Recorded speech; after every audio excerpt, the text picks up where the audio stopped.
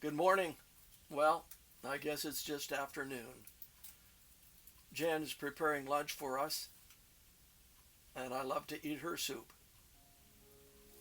It's this same time of year when I send out an invitation to neighbors, friends, family members who might like to receive a devotional reading on a daily basis in the next year. So as we come into 2024, I would like to note that we are living in an important and eventful age. Wars, rumors of wars, the signs that Jesus described just before his return. We're seeing them fulfilled. And I would like to share From the Heart, a book written by Ellen White, that is, statements from Ellen White, to bring us close to him. Why do we do this? Every year, we put together on a day-by-day basis and then send out via email. Why do we do this? Let me share with you a short story.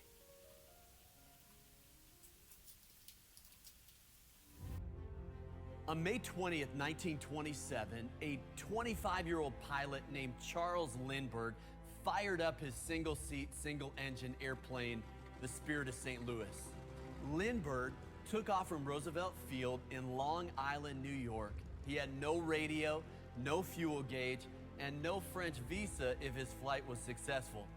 Well, he flew as high as 10,000 feet, as low as 10 feet, fighting thousands of miles of fog over the Atlantic Ocean. 33 hours and 30 minutes later, Lindbergh touched down at an airfield outside Paris, becoming the first person to successfully solo a non-stop transatlantic flight. Well, the day after his flight, newspapers around the world ran 250,000 stories totaling 36 million words. So how did Lindbergh do it? How did he succeed where many others had failed? How did he endure the fog and endure the fatigue? Well, here's my theory. During the darkest hours of the night, I bet Charles Lindbergh thought of his grandfather. In 1859, August Lindbergh immigrated to America from Sweden and found work at a sawmill in Sauk Center, Minnesota. 2 years later, he fell into a whirling saw blade that tore through his upper torso. It left such a gaping hole that one eyewitness said that they could see his beating heart. Well, a half-conscious Lindbergh was carried home where he waited 3 days for a doctor. When the doctor finally reached him, he amputated what was left of his arm and sewed up the hole. Now here's the amazing thing to me. August Lindbergh didn't make a sound. I'm not sure how many times Charles Lindbergh heard that story growing up, but compared to what his grandfather went through, crossing the Atlantic wasn't that tough.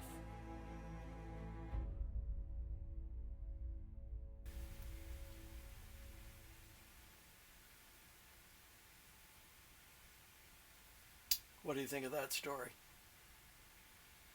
I think of my dad's story. His dad died on the operating table just a few months before my dad was born. My dad was passed from pillar to post, dropped off on a doorstep with suitcase in hand and told, go up there and knock on that door. That's where your aunt and uncle live, and tell them you're there to spend some time with them. My dad was put in a bed with another uncle, and as he wanted to turn in bed, he carefully lifted himself and turned over so as not to disturb this older uncle who was living with the family. From pillar to post he was passed, and yet he grew up to be a faithful Christian man. He bought the schoolhouse where he had attended school, where he had walked across town early in the morning as a student, built a fire in the stove to heat up the school as part of his way of paying tuition to go to that church-operated school. And later he bought that same building, converted it into a home, and that's the home that I was brought to when I was born. My dad and my mother were faithful Christians. I would look in the library at home and see the books that my mother had underlined, spiritual thoughts, and her Bible. What a precious thing. I would invite you to participate in our daily From the Heart readings. And at the end of each one, there will be a piece of music like this.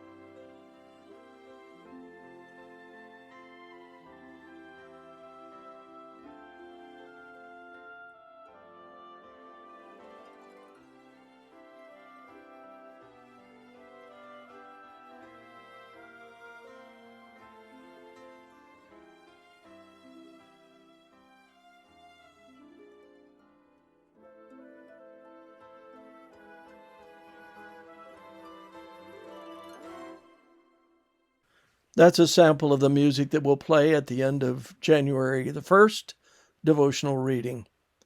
And let me just note that all of the music we'll be playing, we've received approval to use in this manner on our YouTube channel. If you're interested in receiving our devotional, all we need from you is your name and your email address, and you can send it to From My Heart, 777@gmail.com. Capitalization is not important. From My Heart, 777@gmail.com. Send us your name and address, email address that is, and starting January the 1st, you should receive this about 4 in the morning. Secret. You can listen to it anytime you want.